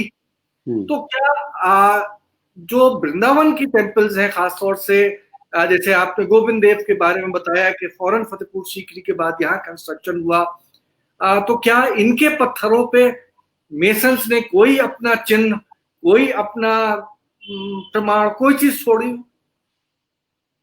मैंने उस तरह से देखा नहीं है उसको। और प्रोफेसर नलिनी ठाकुर और माइकल माइस्टर और इन लोगों ने आर्किटेक्चुरली इस टेम्पल की स्टडी की है। तो जी, स्वामी जी उस अगर कभी मौका मिले तो उनके पत्थरों को देखिएगा, क्योंकि देखेंगे। हर इंडिविजुअल पत्थर पे, खासतौर से दीवारों पे और जमीन पे, ये लेकिन मार्क्स पड़े रहते हैं और सिग्नेचर रहती है एक सब मुश्किल देवदार। एक मुश्किल ये हुई है गोविंद देव के साथ में, जैसा कि जी आपने देखा था कि जब इसका डिस्ट्रक्शन हुआ 17th सेंचुरी में, सेमी डिस्ट्रक्शन, तो मेसनरी वॉल्स स्ट्रक्चर बेयर हो गए थे। पत्थर, अधिकतर पत्थर खुरच दिए गए थे, निकल गए थे, और लोगों ने पत्थर वहां से लूट लाट के अपने मकान बना लिए थे। तो इस समय ग्राउस ने बनाए, उसके बाद फिर एएसआई ने पत्थर की मेजर रिपेयरिंग की है। तो इस जी। समय ये बड़ा पता करना मुश्किल है कि ओरिजिनल पत्थर कौन सा बचा है। अधिकांशतः जो है वो रिकंस्ट्रक्टेड हो गया है, अच्छा अच्छा। मोस्ट ऑफ ठीक। इट, मोस्ट ठीक ऑफ इट। है। Right right. एक अशोक माथुर जी का सवाल आपके स्क्रीन पे भी है, जो वो पूछ रहे हैं कि tell us what early references to Chaitanya Mahaprabhu ji took to identify the geography of Braj.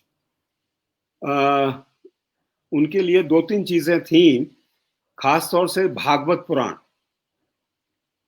Bhagavat पुराण में वो एक ज्योग्राफिकल जो आइडेंटिफिकेशन दिया गया है कि जहां पर गोवर्धन पर्वत है, यमुना है और वृंदावन है, उसको ब्रज मानना चाहिए, उसको ब्रज मानना चाहिए। तो ये तो एक बहुत ब्रॉड वो है। किंतु उसके बाद चैतन्य की वृंदावन विजिट और वृंदावन आइडेंटिफिकेशन में एक आदमी का बहुत बड़ा हाथ है जिसको हम भूल जाते हैं, और जिसके कारण से आज ब्रज ब्रज है। Single factor, and that is Madhavendra Puri. Madhavendra Puri was Chaitanya's guru's guru, and he was an amazing mendicant, an amazing traveler, an amazing what you call researcher, who literally established in the modern era, in the post 15th century era, the worship of Krishna cult. If you take away Madhavendra Puri, then the Krishna cult historically collapses. Nothing remains. And he is in the guru lineage of Chaitanya, and also he was the teacher of Vallabhacharya in Banaras. So he was the first one who came and established the first icon of Krishna in Govardhan. And he lived in Mathura also, and he had idea of Vrindavan, and under his guidance only Chaitanya could come. And when Chaitanya landed, he landed with the same priest whom Madhavendra Puri had recommended. So Madhavendra Puri is the earliest living phenomena which influenced the decision of Chaitanya. But there's another thing which is I would like to remind is that there are many Vrindavans. Why I said Chaitanya was a madman to put his finger on this eye of the storm, the marching route of the armies between Agra and Delhi. Why did he put his finger on this troubled area? Whereas all his predecessors, like Ramanuja, declared his Vrindavan in Trichinapalli safe. Madhvacharya declared his Vrindavan in Udupi in Karnataka. Then his contemporary Ballavacharya declared his Vrindavan in Chandra Sarovar, which is Mahmudpur, 30 kilometers away from the highway of the marching armies. So all these people have created safer Vrindavans away from the troubled areas. But Chaitanya had different view. He said, if I dialogue with the other, then I have to be in the eye of the storm.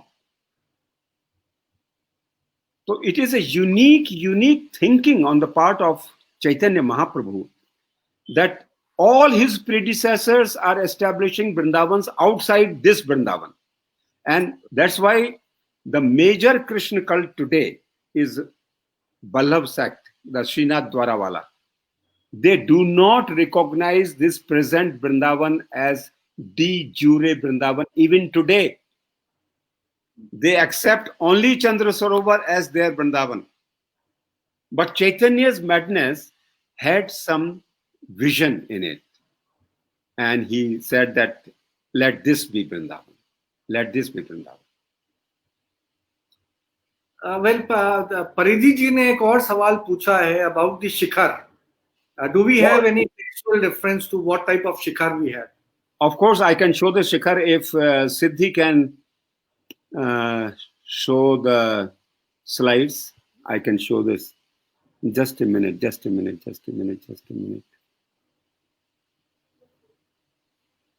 There is a shikhar.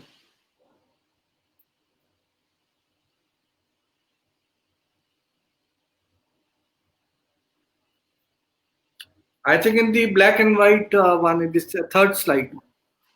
No, I can see only half of the slides. Can you scroll down, Paridhi? I mean, Siddhi.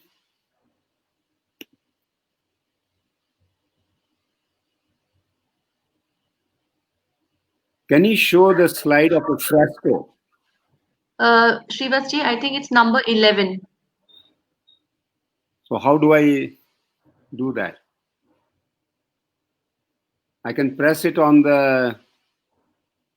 Just click on number 11. No, number 11 is the Bear Temple. Shagufta scroll कर दो जल्दी से. थोड़ा ऊपर जाइए.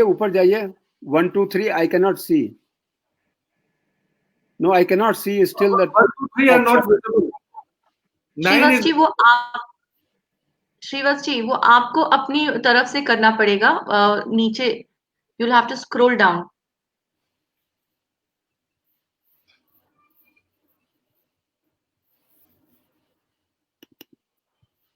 Just a minute. Just bear with me. It's very important, very important question, and it should be addressed. अभी कुछ हुआ था. आप इसको स्क्रॉल कीजिए तो शायद चला जाए.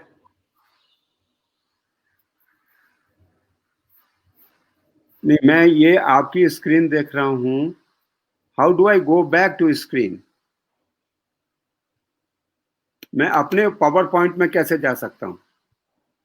हाँ, आप इसको बस अपनी स्क्रीन को मैक से वो फिंगर से नीचे कीजिएगा या माउस से नीचे कीजिएगा, वो अपने आप नीचे आ जाएगी. नहीं आ रही है. तो ऐसा करते हैं, आप किसी भी रैंडम नंबर 9 पे क्लिक कीजिए, फिर बैक जाएंगे तो आ जाएगी.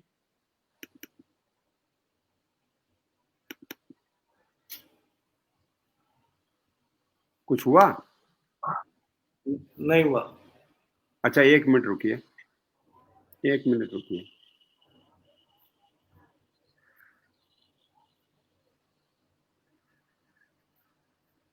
टेक्नोलॉजी के बारे में जानना अच्छा होता है.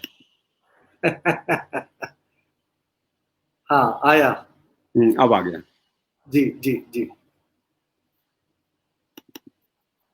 ये देखिए, क्या इसको आप कर सकते हैं? जी हाँ. देख सकते हैं? जी. तो इसमें ये देखिए, मैं अगर ये अपना वो कर रहा हूं, ये गोविंद मंदिर है. ये फ्रेस्को है आमेर में. 1715 का डेटेड है. ये भोजनशाला आमेर की. जी. उसमें ये मंदिर है और ये शिखर पूरा इसमें इंटैक्ट है. जी. और ये गरुड़ की छतरी है जो बाद में टूट गई, नहीं मिली. और ये मंदिर का एक खाका है.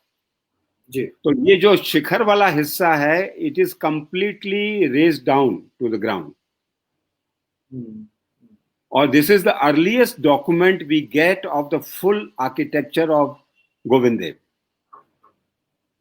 And secondly, there is a question which always comes. Many historians, architectural historians have said कि ये मंदिर कभी कंप्लीट हुआ ही नहीं, और तो उनको थोड़ा सा हिंदू ट्रेडिशन के बारे में, आर्किटेक्चरल ट्रेडिशन के बारे में ये जानकारी करनी चाहिए कि जब मंदिर डेडिकेट होगा, जब भी मंदिर डेडिकेट होगा, तो उसमें ध्वजा और कलश स्थापित किए जाते हैं शिखर के ऊपर। अगर शिखर कंप्लीट नहीं है तो ध्वजा नहीं लगेगी और आमलक शिला नहीं लगेगी और मंगल कलश नहीं लगेगा, जब तक शिखर कंप्लीट नहीं होगा। और जब तक ये नहीं होगा तब तक वहां पे प्राण प्रतिष्ठा नहीं होगी, डीटी नहीं रखी जाएगी। तो जब 1590 में टेम्पल डेडिकेट हो रहा है, उसका इंस्क्रिप्शन है that shows the temple was ritualistically dedicated to the deities. तो शिखर बना ही होगा, ऐसा हो नहीं सकता कि बिना शिखर के और मंदिर दे दिया जाए।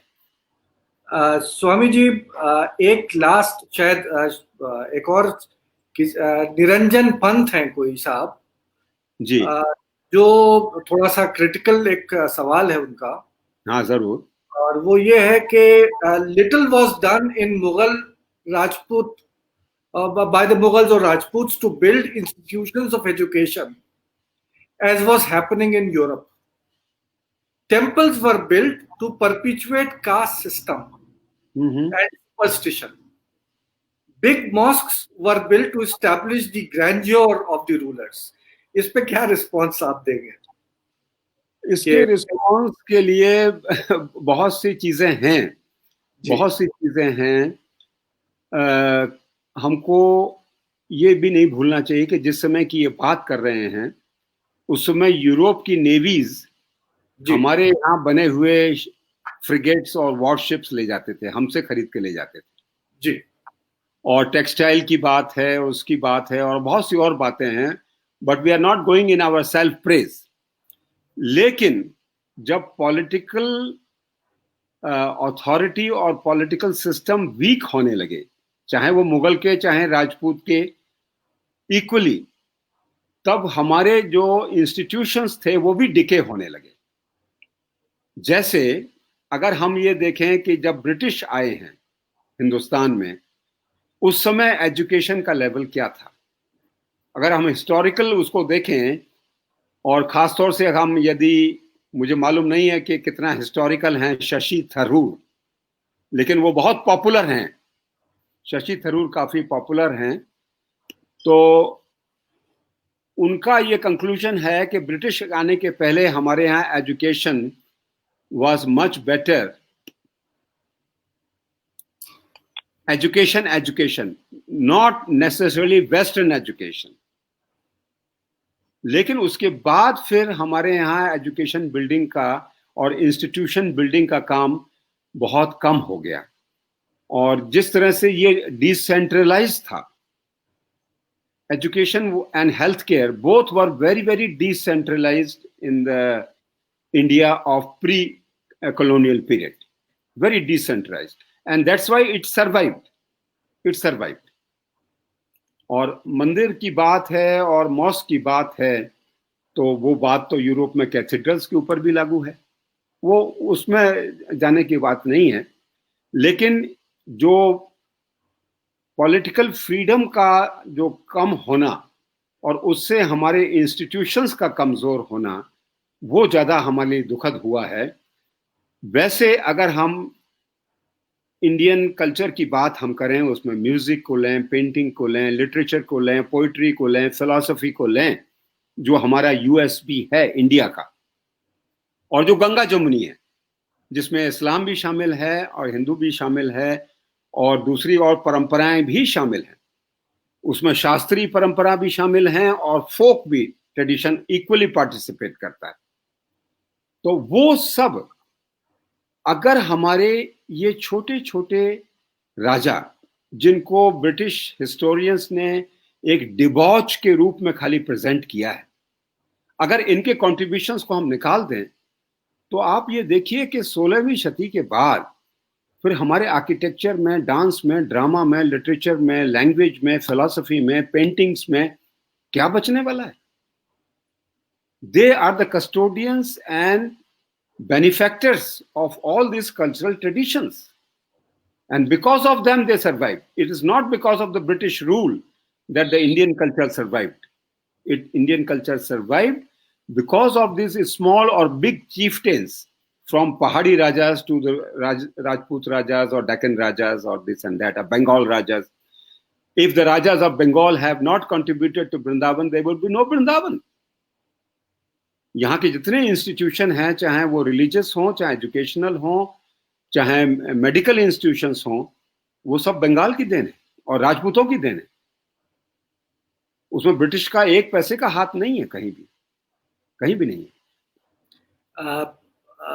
शिवत जी, अगर आप मुझे परमिशन दें, हालांकि ये सवाल आपसे था, लेकिन इतिहासकार होने के नाते मैं भी 2 जुमले इसमें बोलना चाहूंगा कि अगर आप यूरोप की बात कर रहे हैं और कह रहे हैं कि वहाँ कैम्ब्रिज और ऑक्सफोर्ड और दूसरे एजुकेशनल इंस्टीट्यूशंस चाहे जर्मनी या यूरोप में बने, तो आप ये मत भूलिए कि ये सारे के सारे जो एजुकेशनल इंस्टीट्यूशंस थे, ये सब रिलीजियस प्लेसेस से एसोसिएटेड थे। They were part of the cathedrals, they were part of the religious Christian traditions.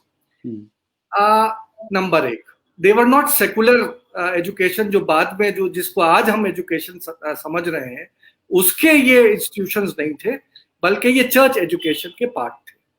अब आप आइए हिंदुस्तान में भी बड़ा एक ताज्जुब होता है कि हम लोग, पहले भी मैंने कहा था कि हम लोग अपने कॉलोनियल पीरियड को याद रखते हैं, यूरोपियन चीजों को याद रखते हैं, अपनी धरोहर भूल जाते हैं।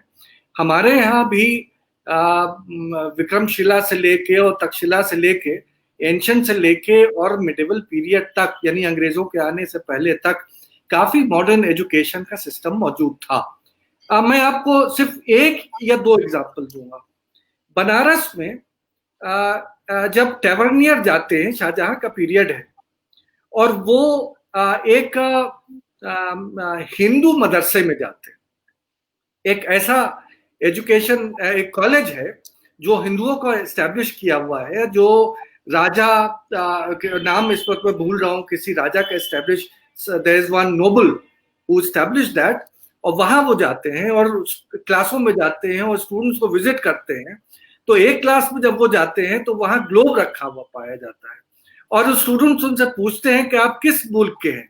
उस ग्लोब पे वो उंगली रख के बताते हैं कि देखिए ये है मेरा मुल्क जहां से मैं आया हूं। इसी तरह से अगर आप बर्नियर का अकाउंट औरंगजेब के पीरियड में देख लीजिए, पूरा उन्होंने एक यहाँ के जितने भी वर्नाकुलर एजुकेशन का सिस्टम है उसको डिस्कस किया है। तो कहने का मैंने एक्चुअली एक पेपर लिखा है, education in pre modern period. So I can assure you this much कि जो मॉडर्न एजुकेशन, अंग्रेजी तालीम जो है, वो तो अंग्रेजों की उसे छोड़ दीजिए, लेकिन जो हमारे यहाँ के अपना जो एजुकेशन सिस्टम था, चाहे वो मुगलों के और सुल्तानों के आने से पहले का जो एंशिएंट पीरियड का था, चाहे इन मुसलमानों के आने के बाद का जो मदरसा सिस्टम था, ये चाहे उसको आप मठ कह लें, चाहे मदरसा कह लें, they were the colleges of that period, and they were very vibrant, and almost all type of subjects were being taught. Under Akbar, we know that there was a curriculum in which even science was being imparted to these students. तो ऐसा नहीं है कि ये तालीम का system हमारे यहाँ नहीं था। कोई ऐसा नहीं है कि मैकॉले ने पहली बार हमें आके और तालीम सिखा दी। जाहिर है कि इतना बड़ा मुल्क, जहाँ पे इतना, अगर आप उठा के अपने मैन्युस्क्रिप्ट्स और लाइब्रेरीज देखें, वो मैन्युस्क्रिप्ट्स चाहे वो संस्कृत की हो, चाहे किसी जबान की हो, चाहे फारसी की हो, याद रखिएगा कि जहां तक फारसी का भी ताल्लुक है, ईरान में उतनी किताबें नहीं लिखी गई हैं जितनी हिंदुस्तान में लिखी गई हैं, और बगैर एजुकेशन सिस्टम के ये काम कभी अंजाम नहीं हो सकते थे। खैर, किसी और मौके पे हो सकता है कि इस पे हम लोग लेक्चर करा दें, but please remember, I will thank you once again very much and I really feel that your lecture should be published. It should be read and heard by a larger clientele than what we could gather. शिवस जी, हालांकि अभी जाहिर है कि इस वक्त live देखने में इतने लोग नहीं थे इसमें, लेकिन हम लोग आपके इस लेक्चर को YouTube पे डालेंगे और जाहिर है कि उसके ऊपर it will be available for all. और इसको जैसे हमारे पिछले जो हमने इससे पहले डाले हैं वो 150, 200, 250 तक लोग देख लेते हैं। सो आई थिंक आपका तो बहुत ज्यादा ऊपर जाएगा। Thank you very much. But last में इससे पहले कि शगुफ्ता इसको सम अप करें, मैं सिर्फ ये याद दिलाना चाहता हूं कि जो ये गंगा जमनी और Aligarh society of history and archaeology Asha, इन दोनों की ये जो एक हमारी इंडेवर है ये आगे चलती रहेगी। And hopefully next Sunday, that is 25th, we will have Professor John Stratton Holley, and he would be speaking on, once again, Braj. He would be speaking on Braj Bhoom and the Mughal Bhakti. So I hope that all of you would again join in. आपका शिवस जी बहुत बहुत शुक्रिया। आप शगुफ्ता जी आपसे आपके thank you करना चाहेंगे। Thank you Shrivatsa ji, and thank you so much professor Rizvi. आपने दोनों ने आज इतना ब्यूटीफुल सेशन आप लोगों ने प्रेजेंट किया है। आजकल हम सबके सब काफी लोग परेशान रहते हैं क्योंकि इतना मिस इन्फॉर्मेशन है और इतना मिस इंटरप्रिटेशन है और खामखा जैसे लोग लड़ाई करते रहते हैं।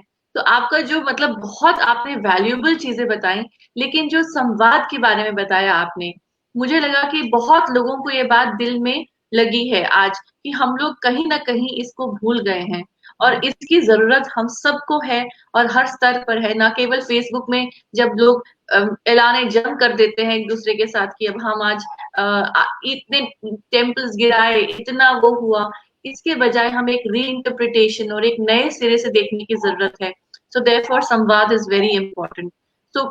So very, I mean, beautiful. And as Professor Rizavi said, that we will try to make sure that more and more people, younger people, and lots of people get to watch this video, and we will try to make a transcription as well of this talk so that a lot of people read it and it can sort of stay with them because such valuable information was shared.